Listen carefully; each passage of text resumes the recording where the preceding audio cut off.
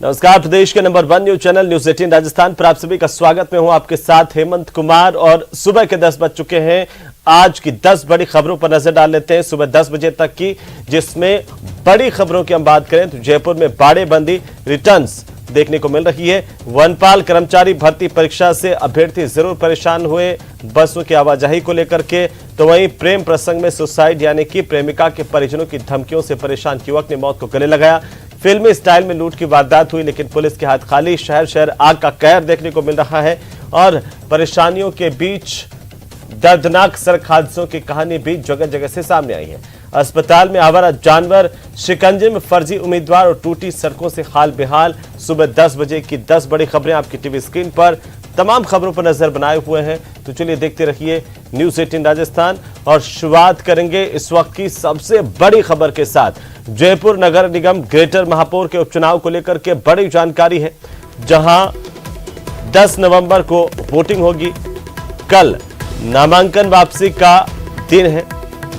नामांकन वापसी के बाद तस्वीर आखिरकार साफ हो जाएगी कि किन किन के बीच मुकाबला होना है। बीजेपी के पार्षदों की बाड़ेबंदी का चौथा दिन है, तो वहीं कांग्रेस के पार्षदों की बाड़ेबंदी का दूसरा दिन। बीजेपी ने चौमू के निजी होटल में बाड़ाबंदी की है, तो कांग्रेस ने पार्षदों को चुनाव तक रिजॉर्ट में रुकवाने के इंतजाम किए हैं। बड़ी और अहम जानकारी में आपको बता दें कि कांग्रेस और बीजेपी दोनों ने बाड़ाबंदी कर रखी है।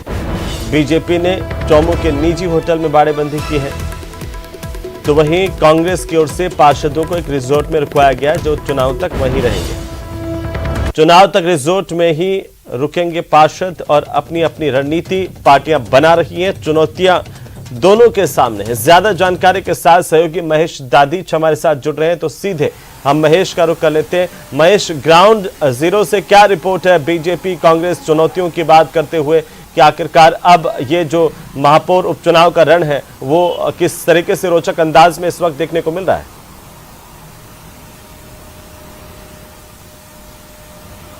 देखिए, बिल्कुल सबसे पहले तो मैं ये जानकारी दे देना चाहूँगा कि नामांकन वापसी भले ही कल होगी, लेकिन क्योंकि तस्वीर जिस तरह से साफ हो चुकी है कि अब रश्मि सैनी और हेमा सिंघानिया के बीच में, यानी बीजेपी और कांग्रेस के बीच में ही आमने सामने की टक्कर है, क्योंकि इनके अलावा और कोई प्रत्याशी है नहीं। जो दो नामांकन थे वो पहले ही खारिज हो चुके हैं, तो ऐसे में ये तस्वीर तो क्लियर है कि किस किस के बीच में यहाँ पर मुकाबला है, लेकिन इसके साथ ही जोड़ जुगत जो है और जो जीतने की गणित है उसको अभी यहाँ पर दोनों ही खेमों में बिठाया जा रहा है। एक तरफ बीजेपी ने अपने तमाम विधायकों को ये दायित्व दे दिया है कि अब विधायक अपने पार्षदों को जो है अपने नियंत्रण में ले और उनको एक साथ में रखते हुए, एकजुट रखते हुए रश्मि सैनी को, जिनको कि बीजेपी ने प्रत्याशी बनाया है, उनको जिताने की कोशिश करें। तो दूसरी तरफ कांग्रेस के खेमे में कल ही बाड़ेबंदी शुरू हुई है। हालांकि अभी कांग्रेस नंबर गेम में काफ़ी पीछे है, लेकिन पूरी उम्मीदें कर रही है कि जिस तरह से विष्णु लाटा का जो प्रकरण हुआ था उसी तरह का प्रकरण यहाँ पर फिर से दोहराया जाएगा, क्योंकि विष्णु लाटा के प्रकरण के समय में जो पार्षद कहीं ना कहीं एक्टिव रहे थे वो पार्षद आज फिर से एक्टिव हैं, और वो शील धाबाई जिनकी की नाराज़गी देखी गई थी और पूरे इस प्रकरण में ये बात सामने आई थी कि शील धाबाई जो है वो इस बात से बहुत खफा है कि उनका जो नाम शुरुआत में चल रहा था उसको बाद में काटा गया, और उसी कारण से शील धाबाई हो या फिर सुखप्रीत बंसल हो या फिर और भी कोई नाम जिनको कि ये लेकर के चल रहा था कि महापौर पद के लिए उनका नाम जो है सर्वोपरि है, वो आगे है या उनका नाम हो सकता है। तो ऐसे लोगों से भी जो है संपर्क साधने की कोशिशें और दावे जो है वो कांग्रेस के खेमे की ओर से लगातार किए जा रहे हैं कि जो नाराजगी बीजेपी के खेमे में है उसका फायदा हम कैसे ले सकते हैं। ये कांग्रेस के पार्षद और कांग्रेस के जो नेतागण हैं वो यहाँ पर बिठाए हुए हैं। कांग्रेस के जो तमाम पार्षद हैं उनकी बाड़ेबंदी मोहाना मानसरोवर में एक रिसोर्ट है वहाँ पर कल ही की गई थी। इससे पहले मंत्री प्रताप सिंह खाचरियावास ने सभी पार्षदों की बैठक ली थी और उनको एकजुट रहने की नसीहत दी, साथ ही उनको नंबर गेम से घबराने की जो है ज़रूरत नहीं बताई। उन्होंने कहा कि ये इंतज़ाम जो है अपने आप होगा, और जिस तरह से लगातार पार्षदों के जो है उनके पास में कॉन्ट्रैक्ट्स हो रहे हैं, बीजेपी के पार्षद जो है लगातार उनके संपर्क में आ रहे हैं, इस वजह से उन्हें उत्साह है और वे कह रहे हैं कि अगर पार्षद आते हैं तो उन्हें माला पहना करके भी उनका हम स्वागत करेंगे। लेकिन दूसरी तरफ बीजेपी के लिए बड़ी चुनौती वाली बात हो जाती है, अपनी साख बचाने, अपनी नाक बचाने का काम यहाँ पर उन्हें करना है, और यही कारण है कि जो तमाम विधायक हैं अलग अलग क्षेत्रों के, उनको ये काम सौंपा गया है। क्योंकि भले ही विधायकों की बात सुनी गई हो या फिर नहीं सुनी गई हो, लेकिन अब उन्हें कह दिया गया है कि जो पार्टी जिस तरह से जो पार्टी ने तय किया, जो संगठन ने तय किया है, अब उसी नाम को यहाँ पर जो है महापौर बनाना है। इसके लिए यहाँ पर पार्टी और संगठन को एकजुट हो जाने की जरूरत है। तमाम पार्षदों को जो है यही एक बारगी का निर्देश दिया जा रहा है। पार्षद चोमू के होटल चोमू पैलेस में मौजूद है और साथ ही वहां पर लेकिन महेश, जब रश्मि सैनी के नाम का ऐलान किया गया, ये सामने आया कि रश्मि सैनी को इसलिए मैदान में उतारा गया क्योंकि विद्याधर नगर से भारतीय जनता पार्टी के सबसे ज्यादा पार्षद जीत करके आते हैं और संख्या बल के हिसाब से। लेकिन एक बात लगातार चर्चाओं में रही महेश कि जो पार्षद भारतीय जनता पार्टी के उनमें से नाराजगी कुछ दिन पहले ही खुल करके सामने आई रश्मि सैनी को लेकर के, उनके पति को लेकर के, लाइट समिति के चेयरमैन रहते हुए कामों को लेकर के। तो क्या एक सेंधमारी की उम्मीद कांग्रेस पार्टी को है इस लिहाज से, और क्या फैक्टर हो सकते हैं जिनके माध्यम से कांग्रेस ये सोच रही है कि बिना संख्या बल के वो मेयर का चुनाव जीत जाएगी?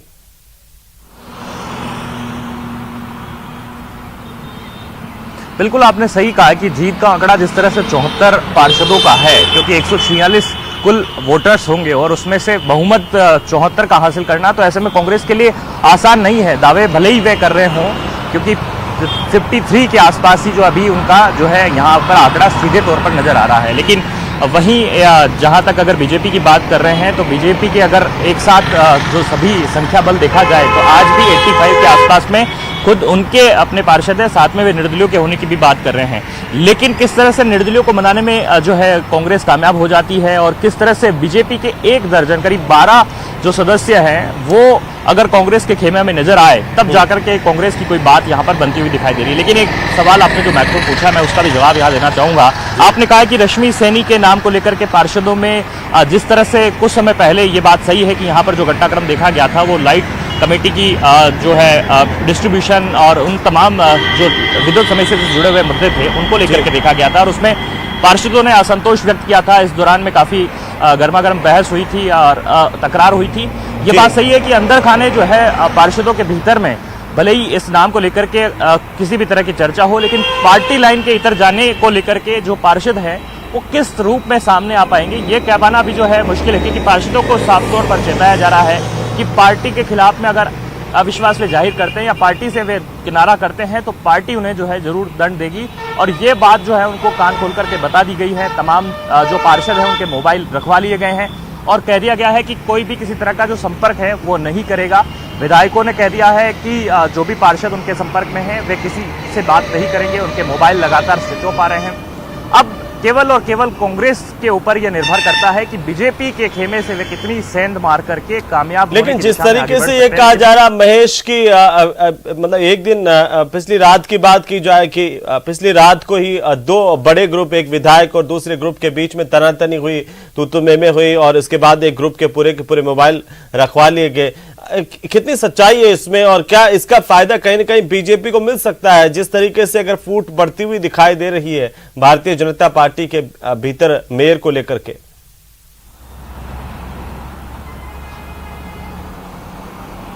देखिए बिल्कुल ये बात सही है कि जो कहीं ना कहीं जो आपस में नाराजगी है या फिर मैंने जिस तरह से कहा था कि बीजेपी को भीतरघात की जो बड़ी चिंता है वो यहाँ पर साफ तौर पर प्रकट होती है। और ये जो चिंता की रेखाएं हैं वो बीजेपी के बड़े नेताओं पर भी देखी जा सकती, जो कि इसमें जिस तरह से गुलाबचंद कटारिया को कमान दी गई है, आप खुद समझ सकते हैं कि किस तरह से इस मुद्दे को गंभीरता से बीजेपी ने लिया है। और किसी तरह से विष्णु लाटा के मामले में जो चोट बीजेपी ने खाई है उस तरह से वे नहीं चाहते हैं, इसलिए दूध का जला छाछ को फूक फूक करके पी रहा है। और यही कारण है कि जो बीजेपी के नेताओं में असंतोष भी यदि है तो उन्हें लगातार समझाइश जो है पार्टी के बड़े नेता कर रहे हैं। और अंदर खाने जो है अगर किसी तरह का असंतोष सामने भी आ रहा है तो उसे बाहर नहीं आने दिया जा रहा है।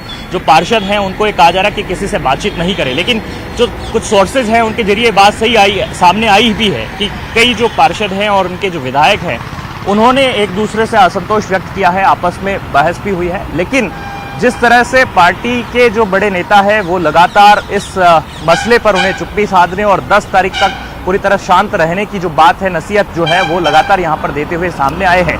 और जिस तरह से मोबाइल रखवा लिए गए हैं उससे अब किसी का जो संपर्क है बीजेपी के पार्षदों का वो करना जो है वो आसान नहीं हो रहा। लेकिन ये बात सही है कि अभी भी कई पार्षद जो है उस बाड़ेबंदी से दूर चल रहे हैं। बीजेपी के लिए वो भी चिंता का विषय है, क्या सभी पार्षदों को बीजेपी अपने बाड़ेबंदी में एक साथ लेकर के आती है?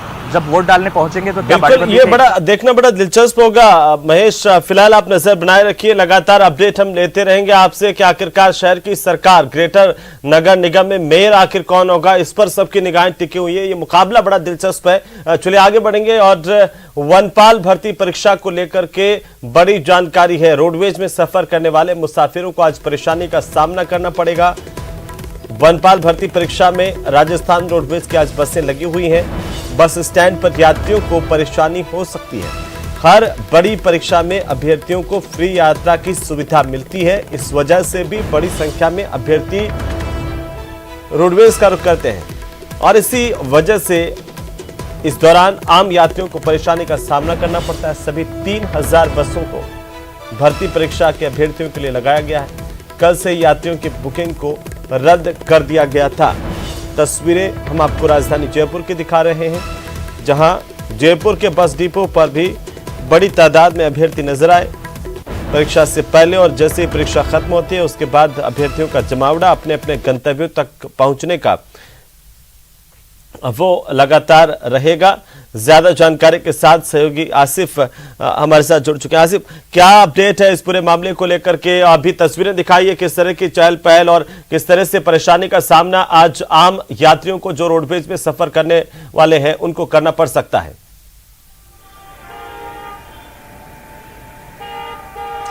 हेमंत, मैं इस समय राज्य के राजधानी में सबसे बड़े बस स्टैंड सिंधी कैंप पर मौजूद हूं और यहां पर आप देखेंगे युवाओं की तादाद जो है वो उमड़ रही है। पीछे से कुछ तस्वीरें आपको दिखाता हूं। दरअसल वनपाल भर्ती परीक्षा है हेमंत, और ये 2 पारियों में आज होनी है। सुबह की पारी की परीक्षा शुरू हो चुकी है, दूसरी पारी की परीक्षा दोपहर 2 बजे से शुरू होगी। और आप जितनी भी बसें हेमंत इस समय जो है वो राजस्थान रोडवेज की इस समय देख रहे हैं, वहां आपको ज्यादातर जो है वो अभ्यर्थी नजर आएंगे। साथ ही साथ आम यात्री भी इनके साथ सफर करने की कोशिश कर रहे हैं। उनको परेशानी हो रही है। जाहिर सी बात है कि जब भी राजस्थान के अंदर बड़ी परीक्षा का आयोजन होता है, चाहे वो रीट की परीक्षा हो, चाहे सब इंस्पेक्टर की परीक्षा हो, चाहे कांस्टेबल की परीक्षा हो या फिर वनपाल, मैं आपको बता दूं कि आने वाली 12 तारीख को वन रक्षक की भी परीक्षा है।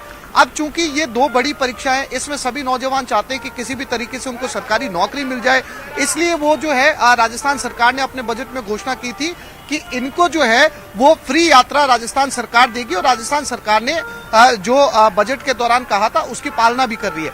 हमारे साथ सिंधी कैंप के मैनेजमेंट से जुड़े धर्मपाल जी, मैनेजर भी मौजूद हैं, उनसे बात करते हैं। धर्मपाल जी, 1 सेकंड जो है आप इधर आ जाइएगा। किस तरह की व्यवस्थाएं आपने की है वनपाल भर्ती परीक्षा के लिए और आम लोगों को किस तरह की परेशानी यहाँ पर देखने को मिल रही है? हमारे द्वारा पर्याप्त व्यवस्था की जा चुकी है। हमारे द्वारा चारों कोनों पर 4 बस स्टैंड बनाए गए हैं। ट्रांसपोर्ट नगर, अलवर, दिल्ली और भरतपुर आगरा के लिए बनाया गया है। तारों की कूट, टोंक, कोटा, मालपुरा, डिग्गी के लिए बनाया गया है और बदरवास चौराहा हमारे द्वारा बनाया गया अजमेर रोड के अभ्यर्थियों के लिए। लेकिन अभी मैं चारों बस स्टैंडों पर राउंड मार के आया हूँ, वहाँ पर यात्री है नहीं, इसलिए हमने कुछ बसें यहाँ से भी संचालित की है, बस स्टैंड से भी। तो बस स्टैंड से हमें पर्याप्त यात्रियों को भी दिक्कत नहीं आए, तो यात्रियों को भी भेज रहे हैं हम और परीक्षार्थियों को भेज रहे हैं। सारी धर्मपाल जी, आपने कुल कितनी बसें लगाई? राजस्थान रोडवेज की सारी बसें इस परीक्षा में काम कर रही है? पूरी राजस्थान रोडवेज इस परीक्षा में काम कर रही है। ये धर्मपाल जी हैं। सिंधी कैंप का मैनेजमेंट देखते हैं हेमंत, आप देख सकते हैं लगभग 3000 बसें हैं। इनमें से कुछ ऐसी बसें भी हैं लगभग 200 से 250 के बराबर ऐसी बसें भी हैं जो इस समय वर्किंग कंडीशन में नहीं है, लेकिन इन्होंने अपना जो फुल कैपेसिटी जिसको कहा जा सकता है, पूरी बसें जो है वनपाल भर्ती परीक्षा के अंदर लगा दी। और खूब सारे नौजवान यहाँ से जो है अब पहुंचे हैं, क्योंकि उनको 2 बजे की परीक्षा देनी है। 1 पारी की परीक्षा शुरू हो चुकी है। लेकिन जो सबसे बड़ी बात है हेमंत, वो ये है कि हर बार जब भी राजस्थान के अंदर बड़ी परीक्षा का आयोजन किया जाता है, तब कोई अतिरिक्त व्यवस्था जो है वो आम यात्रियों के लिए नहीं की जाती है। चूंकि लिमिटेड बसें हैं, सीमित संख्या के अंदर राजस्थान रोडवेज के पास बसें, वो सारी की सारी बसें जब जो है अभ्यर्थियों के लिए लग जाती है, ऐसे में जो आम यात्री होता है, हालांकि ये अच्छी बात है कि पहले ही सूचना दे दी जाती है, यात्रियों की बुकिंग पहले रद्द कर दी जाती है, तो जो यात्री होता है, जो अवेयर होता है, वो परीक्षा वाले दिन अपनी यात्रा को टालने की कोशिश करता है। लेकिन बावजूद इसके ऐसे भी सैकड़ों यात्री आ जाते हैं जिन्हें उस दिन यात्रा करनी जरूरी होती है, इसलिए वो भी इन यात्रियों के साथ एडजस्ट होकर किसी न किसी तरीके से यात्रा करते हैं। लेकिन प्राथमिकता जो है वो इन अभ्यर्थियों को दी जाती है। साथ ही साथ नियम यह है कि आप पूरे राजस्थान में जहां से भी परीक्षा देने के लिए जा रहे हैं, आपको अपना एडमिट कार्ड दिखाना होगा। उस एडमिट कार्ड को दिखाने के बाद में आपको जिस जगह भी आपका परीक्षा का सेंटर आया है, अगर बस राजस्थान रोडवेज की वहां पर जा रही है तो वो आपको फ्री यात्रा करवाएगी। जब आप परीक्षा देकर वापस लौटेंगे तो सेम प्रोसेस को फॉलो किया जाएगा और वो आपको आपके गंतव्य स्थान या आपके घर तक जो है वापस पहुंचाएगी। लेकिन ये परेशानी जो है वो सिर्फ आज भर की है, क्योंकि ये परीक्षा 2 पारियों में आज ही खत्म होने वाली है। इसके बाद में जो है वो 12 तारीख को वन रक्षक की परीक्षा है। सेम जो तस्वीरें हैं, यही ये तस्वीरें जो है वो उस दिन भी नजर आएंगी। ऐसे में जो है वो आम यात्री जो है उनके लिए सरकार को चाहिए या राजस्थान रोडवेज को चाहिए कि जब ऐसी बड़ी भर्ती की परीक्षाएं हों तब उनके लिए भी कोई वैकल्पिक व्यवस्थाएं हों, क्योंकि इस दिन जो है प्राइवेट बसें, निजी बसों की चांदी होती है। ज्यादातर जो निजी यात्री होते हैं या अभ्यर्थियों के अलावा जो यात्री होते हैं वो इन प्राइवेट बसों की तरफ रुख करते हैं और वो मुंह मांगा किराया जो है वो वसूल करते हैं। हेमंत।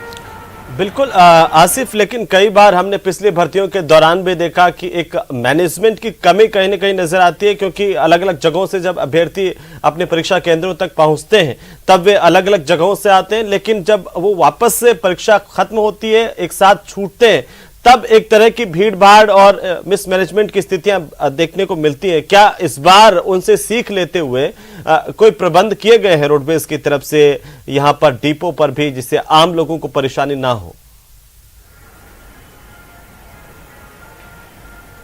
हेमंत, इसके लिए हमेशा एक ही व्यवस्था की जाती है। जो 4 बड़े बस स्टैंड है, जैसा कि सिंधी कैंप मैनेजमेंट ने बताया, हमारे साथ धर्मपाल जी थे।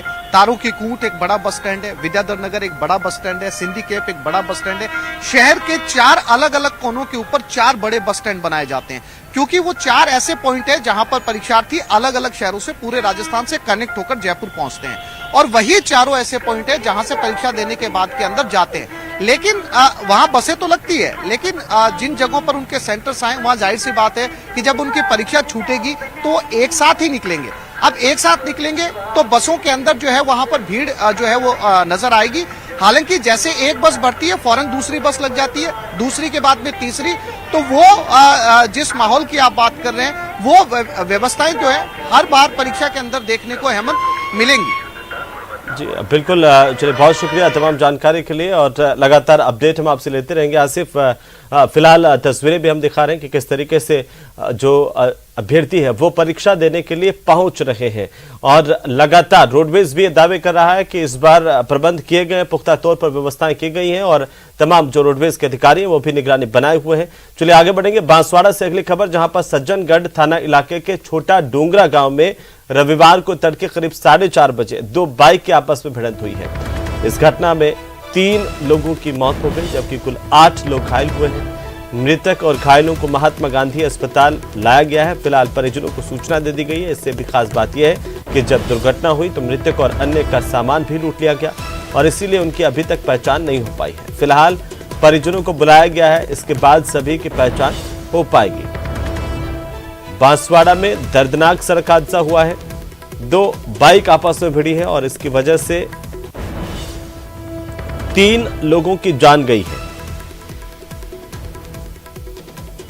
भिड़ंत हुई थी जिसमें एक बाइक पे 4 जने थे, दूसरी पर फिर 4 जने थे। आमने सामने 2 बाइक पे 8 जने ठुके और 3 जने में छोटा डूंगरा से यहाँ रेफर लेके आया हूँ और जिसकी तीनों की डेथ घोषित हो गई है।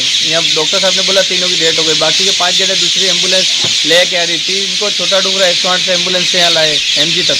4 जनों की मौत हो चुकी है। चारों ब्रांड और बाकी जो लाए उनमें सीरियस है कहीं? बात अभी तक आया नहीं, बाहर तो पता चलेगा। तो ये बड़ी खबर है, जहां बांसवाड़ा में बड़ा सड़क हादसा हुआ है। 3 लोगों की मौत हुई है, 8 लोगों के घायल होने की खबर है और इसे लेकर घायलों का इलाज शुरू कर दिया गया है। छोटा डोंगरा गांव में हादसा हुआ। 2 बाइक आपस में टकरा गई। छोटा डोंगरा में सुबह करीब 4:30 बजे की बात है जब यह हादसा हुआ। 3 लोगों की मौत हो गई, कुल 8 लोग घायल हैं। मृतकों के जो शव हैं उनका पोस्टमार्टम करवाया गया है। ज्यादा जानकारी के साथ हमारे संवाददाता आकाश जुड़ चुके हैं फोन लाइन पर। आकाश, कैसे हादसा हुआ, अभी क्या अपडेट है? सर बताना चाहेंगे, सुबह की 4:30 बजे की घटना है। जिसमें एक ये वाघोल की तरफ से आ रहे थे, एक गाड़ी और एक गाड़ी दूसरी सज्जनगढ़ की तरफ से जा रही थी और दोनों बाइक पर 4 लोग सवार थे और इन दोनों की भिड़ंत में 8 लोग घायल हुए, जिसमें 3 की एमजी अस्पताल लाते समय ही डेथ हो गई थी। और अब यहाँ जो पुलिस है उन्होंने परिजनों को सूचना दी है, परिजन भी एमजी अस्पताल पहुंच गए हैं।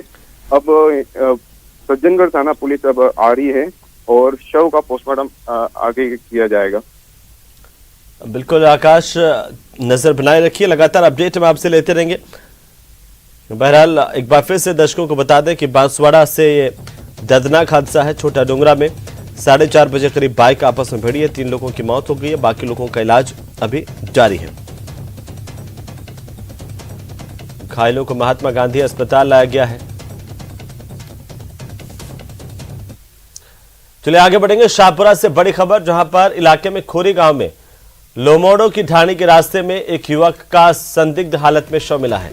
शव के पास बाइक पड़ी मिली। रास्ते में शव मिलने की सूचना से इलाके में सनसनी फैल गई। शव की सूचना पर परिजन और ग्रामीण इकट्ठा हो गए। ग्रामीणों की सूचना पर डीएसपी समेत पुलिस जाब्ता मौके पर पहुंचा।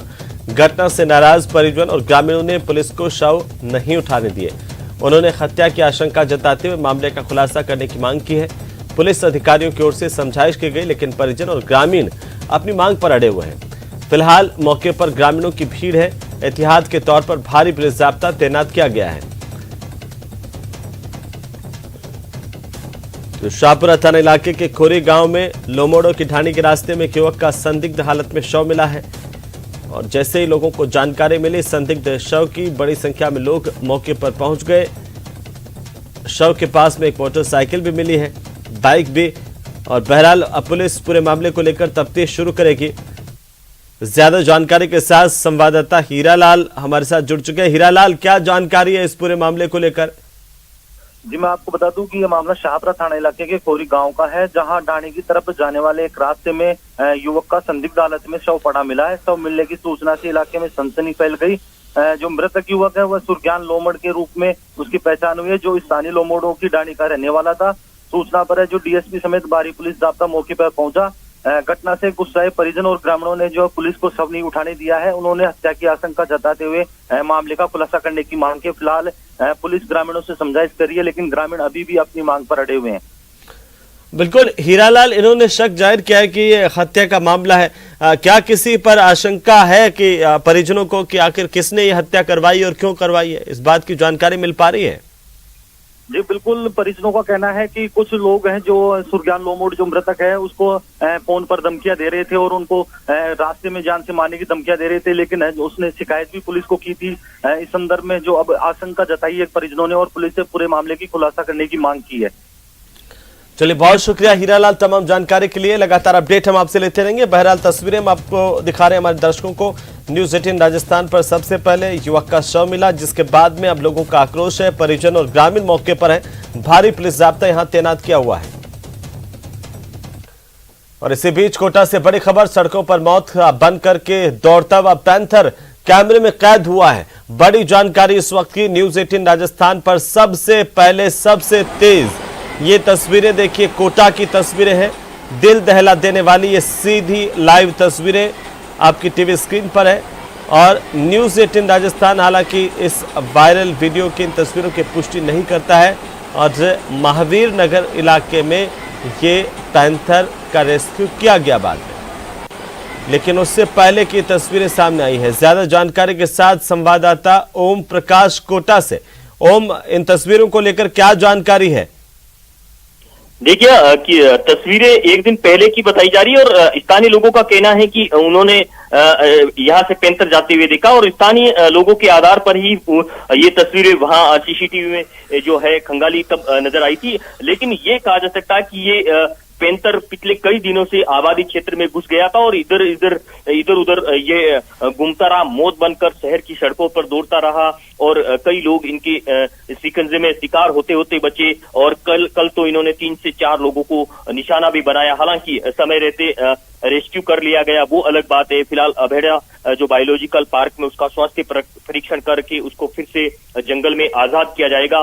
ट्रैंकुलाइज कल किया गया था गन से। लेकिन ये कहा जा सकता है कि जो आबादी क्षेत्र है, जो रावत भाटा का गन्ना इलाका है, चंबल की करैया है, वन क्षेत्र है, उस इलाके से न केवल ये पैंतर बल्कि भालू सहित कई अन्य हिंसक और जंगली जानवरों के निकलने की जो सूचना आती रहती है, वो उस सूचना की कल पुष्टि हुई थी और कड़ी मशक्कत के बाद करीब 3 घंटे की कड़ी मशक्कत के बाद पैंतर को रेस्क्यू किया गया था। और जब ये लाइव तस्वीर आई है, ये दिल दिलाने वाली तस्वीरें, हालांकि ये तस्वीरें बताई जा रही कि जहां पैंतर जिस घर में घुसा था, जहां से रेस्क्यू किया गया था, उससे चंद कदमों की दूरी पर ये तस्वीरें सीसीटीवी में बिल्कुल ओम, आप बने रहिए हमारे साथ। अगली खबर पर भी हम आपके पास अपडेट के लिए लौटेंगे। और ये तस्वीरें जहां पर पैंथर कैमरे में कैद हुआ। बहरहाल कोटा से एक और बड़ी जानकारी आ रही है, जहां पर एक युवक ने फांसी का फंदा लगा करके सुसाइड कर लिया। जानकारी के मुताबिक प्रेम प्रसंग के चलते यह युवक लगातार तनाव में था। सुसाइड नोट छोड़ा गया युवक की तरफ से, अब वो पुलिस ने बरामद किया है। सुसाइड नोट में इस बात का जिक्र है कि लड़की के परिजनों की ओर से लगातार इस युवक को धमकी दी जा रही थी। कोटा में पढ़ाई के साथ ये युवक जॉब भी कर रहा था। मामले की जांच पुलिस कर रही है, लेकिन बहरहाल अब परिजनों की मांग है कि जो लड़की के परिजन जिन लोगों ने धमकी दी थी उनके खिलाफ कार्रवाई की जाए, उनकी गिरफ्तारी की जाए, क्योंकि सुसाइड नोट में बाकायदा इस बात का जिक्र है। क्या है, 3 तारीख को मेरी बात हुई थी सुबह करीबन 11:40 में।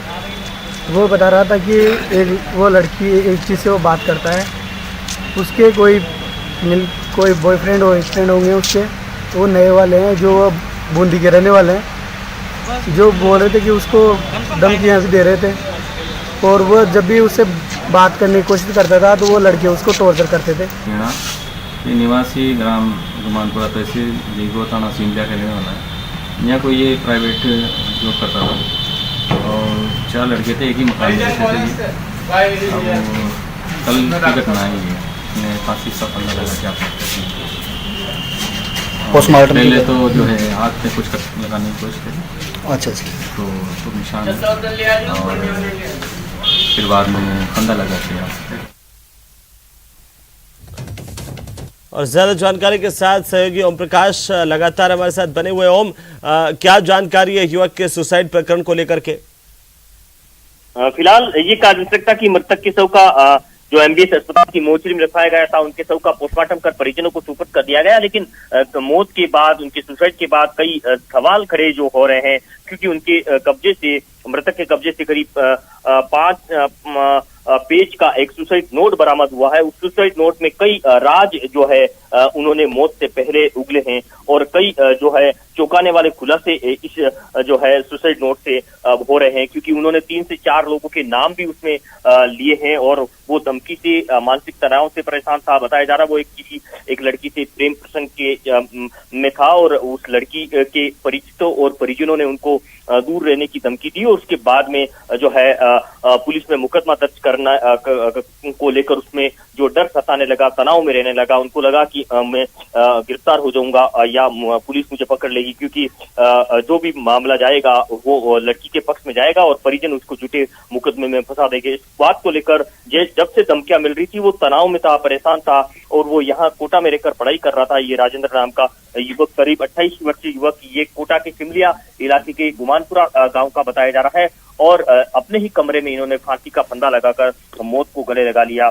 फिलहाल जो सुसाइड नोट पुलिस ने बरामद किया, उस सुसाइड नोट के आधार पर पूरे पुलिस जांच कर रही है और माना जा रहा है कि इसमें जिन जिन लोगों पर आरोप है, हो सकता है उन पे आत्महत्या का उकसाने का मुकदमा दर्ज हो सकता है। पुलिस फिलहाल जांच का विषय बता रही है और अनंतपुरा थाना पुलिस जो है मामले की जांच कर रही है। जी बिल्कुल ओम, इस पूरे मामले को लेकर के सुसाइड नोट में जिन लोगों के नाम है, क्या उन पर कार्रवाई की जा सकती है? पुलिस की ओर से कोई जानकारी दी गई है? देखिए, हमारी पुलिस के आला अधिकारी से बातचीत हुई कि 5 पेज का जो सुसाइड नोट उन्होंने लिखा है उसमें चंद लोगों के नाम है, उसमें एक लड़की का भी नाम है और उन लोगों से पूछताछ की जा रही है और उसमें कितनी सत्यता, क्योंकि सुसाइड नोट के आधार पर निश्चित रूप से ये तो मामला बनता है कि यदि उनसे परेशान था, उससे तनाव में था, तो आत्महत्या का उकसाने का मामला जरूर बनता है। लेकिन फिलहाल इस मामले में न किसी को गिरफ्तार किया है, न किसी के खिलाफ अभी तक मामला दर्ज किया है। फिलहाल मृतक के शव का पोस्टमार्टम कर परिजनों को बिल्कुल ओम, चलिए बहुत शुक्रिया तमाम जानकारी के लिए। लगातार अपडेट हम आपसे लेते रहेंगे।